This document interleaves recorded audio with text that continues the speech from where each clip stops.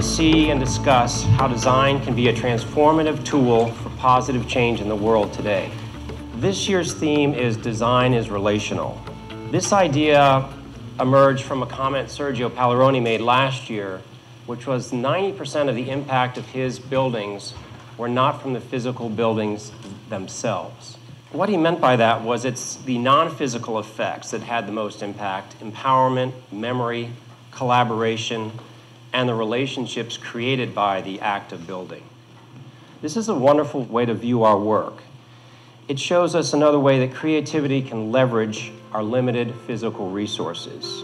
It's certainly true that the Earth's physical resources are limited, but what we do with them is not. It's by such resources as imagination, teamwork, and collaboration, which are not limited. So this year, we look at the value of teamwork, collaboration, partnerships, and relationships in creating high-impact design projects.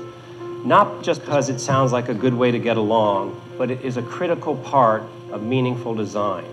So our goal here today is to understand how to make positive change, and therefore we must appreciate the building and the people they involve, both in the creation of the building and in the use of the building.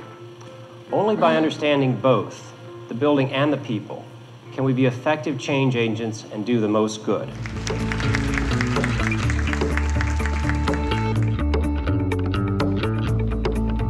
When you go to a hospital, what do you expect or what do you feel like you'll be doing? And you assume when you go to a hospital, you feel like you're going to get better. But that, of course, as we know, is not always the case. In essence, what drives our organization is really the notion that buildings can actually directly heal, not indirectly, but directly.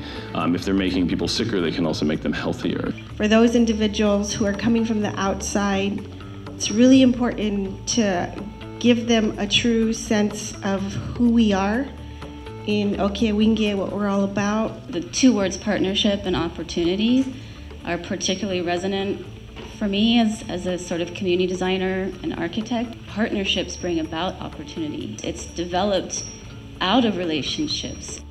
We built this project for under $5,000 in less than 2 weeks with the help of over 300 parents. And I think this is a testimony to what you can accomplish with a driven, well-organized community. Essentially, you can get things done quickly while strengthening those relationships. A lot of this is kind of centered around the students wanting to change their food system within their schools and eat healthier foods, and also just have employment opportunities that weren't McDonald's or Rally's. GrowDat kind of adjusted the program towards these student needs, and every time they pull vegetables out of the ground, they go over with the students 3 different ways that you can cook and prepare those vegetables.